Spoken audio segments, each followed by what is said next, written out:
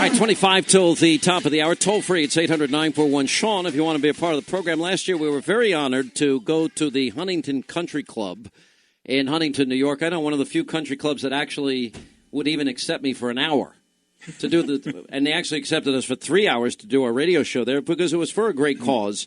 And that is America's VetDogs. And the director of marketing is back with us again this year. Andrew Rubenstein is with us, as well as the vet dog Iris, who's in studio walking around. Yes. Very well-behaved dog.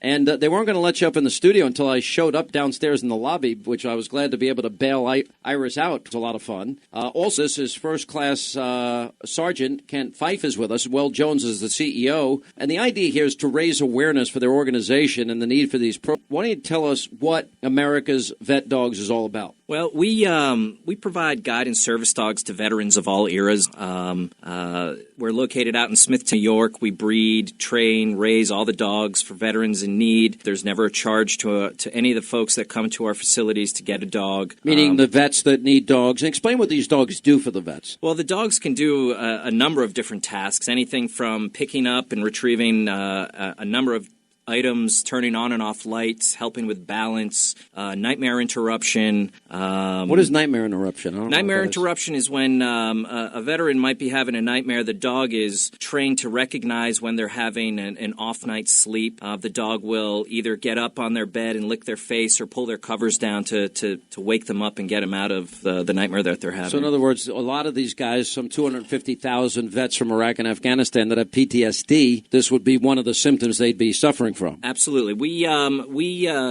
mainly provide dogs to veterans who have physical disabilities. We work with veterans who have PTSD as a secondary condition right now. That's something we're looking to down the road. But right now it's mainly about performing tasks for physical disabilities and to help in that manner. And Wells, you've been the CEO of this now for how long?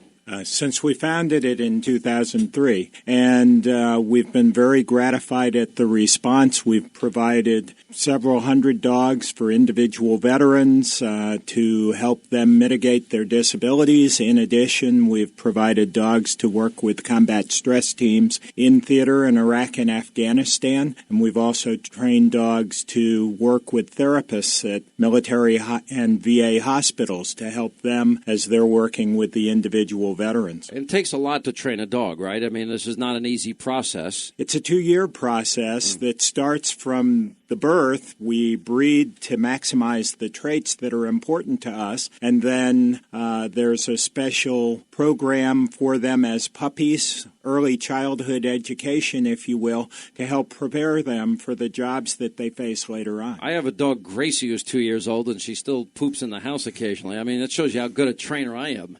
I didn't do too well, but when you talk about so you said you breed them specifically. There's certain dogs, certain characteristics that you're looking for in dogs. Like, what are you looking for? Well, we're looking back 5 generations, but we're looking obviously for good health. We're looking for good hips, good elbows. We're looking for the kinds of traits that are important to us that will help them be good guide and service dogs. Is there a certain breed of dogs that you tend to favor over another, or? Well, the most common working dog is a Labrador.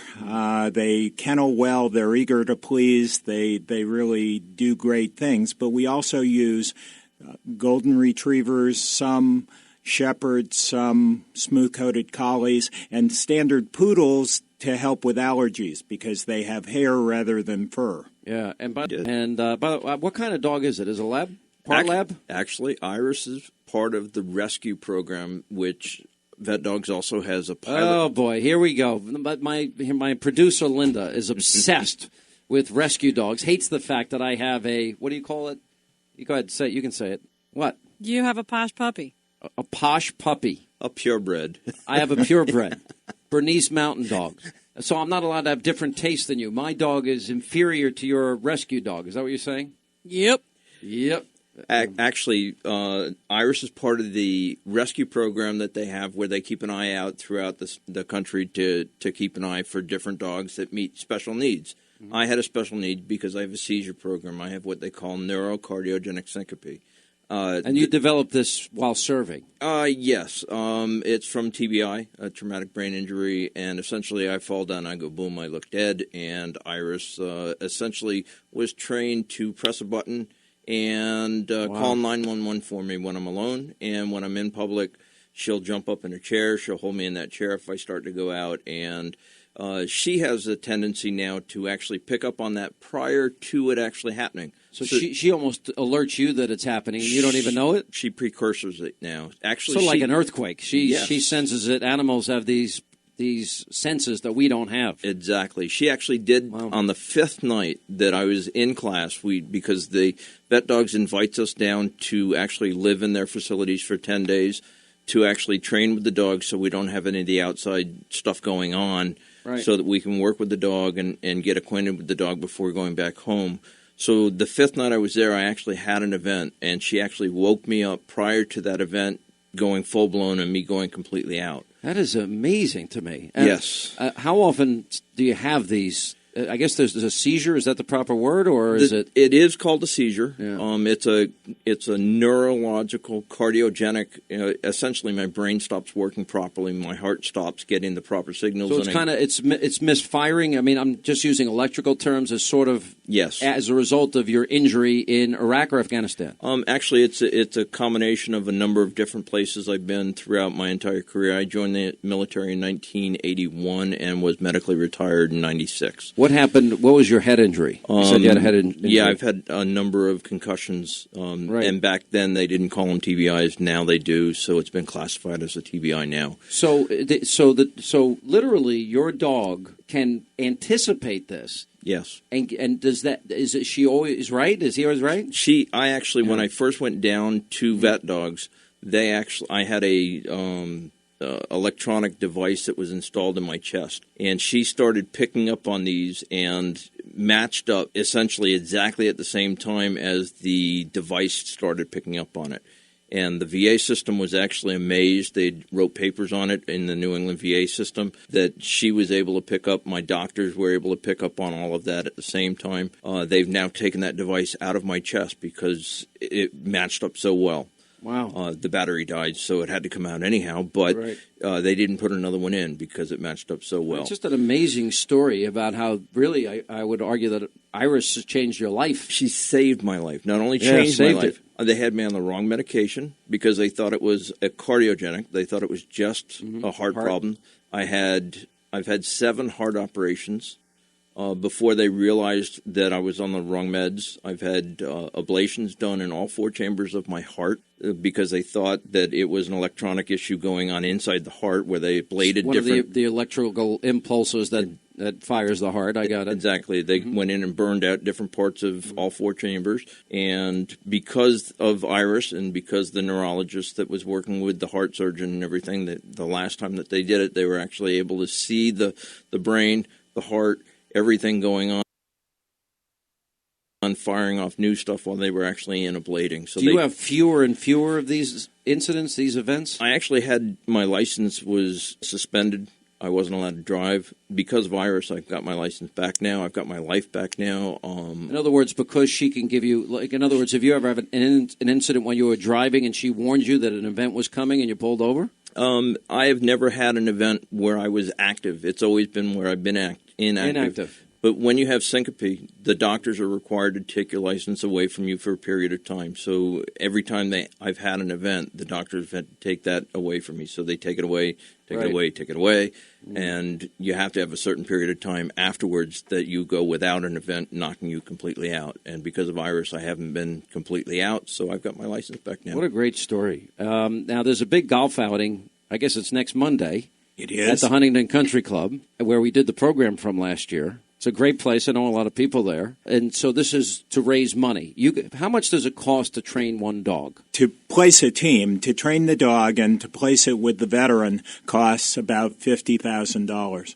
It's an expensive process because it's very tailored. We work with the veteran to understand their specific needs, like Kent, understanding that, and then training a dog, finding the right dog to do it, and training that dog to meet his needs. Yeah. Exactly. And there are no governmental funding streams for this. It's all donor dollars that makes it possible. So the golf outing is one way that we raise funds. And for your listeners, we have a special website at Hannity.VetDogs, VetDogs.org, and they can go there and make contributions if they'd like. Oh, it's such a great cause. Hannity.VetDogs.org is where it is, about $50,000, and it literally transforms these guys' life. I mean, that's the bottom line. They've given so much to us. You know, it's like the VA controversy made me so angry because here we have institutionalized fraud at all our VA hospitals, and vets dying needlessly because they're on these fraudulent lists. They can't get the care that we promised them that they get. But this is one way to say you've come back, you're suffering injuries, and we can help you. And it's not. Why doesn't the government help fund this? The government ought to embrace this. Well, it's one of the few things I would say the government might be able to do that would be decent. They waste all this other money on all this other garbage every day.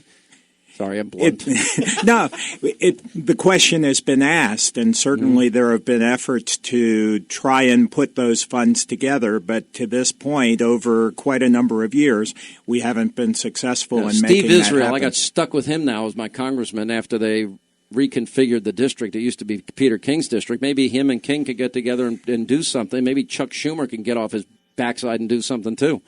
Sorry, I don't really like the Democrats in the state. You know, I'm not even loved in the state. They want me out of here.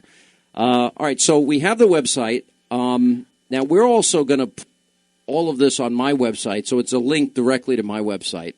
And, you know, the bottom line is, how many people do you have waiting for dogs? Andrew, maybe we'll put you back on the air. Sure.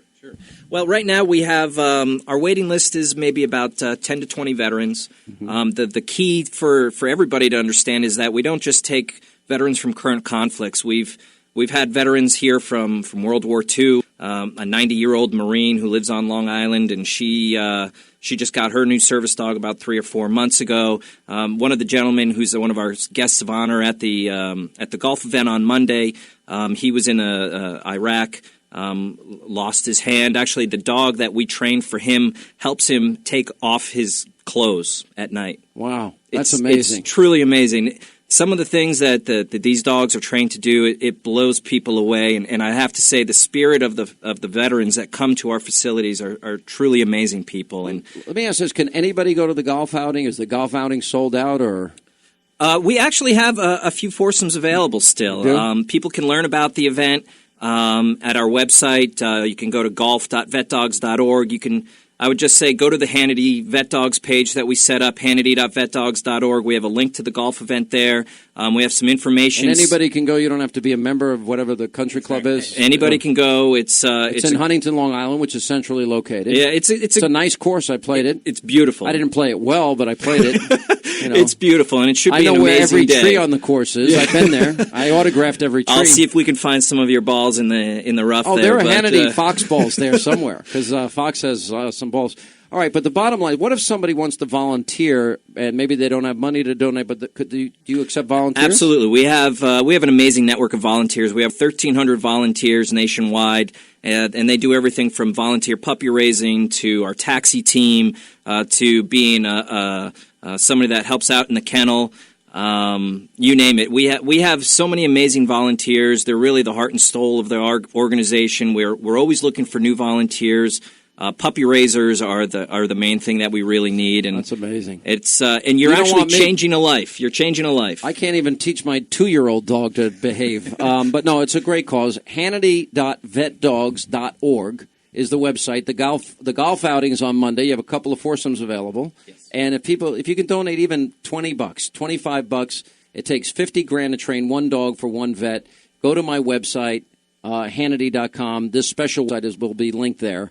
And I want to thank our special dog, Iris, for being with us, and all you guys for the great work you do. Thank you so much for being with us. Thank you, Sean. Right. Thank you, Sean. Good. Appreciate it. We'll take a quick break. We'll come back, and we'll tell you about Hannity tonight, 10 Eastern. For more of the Sean Hannity Show, go to Hannity.com.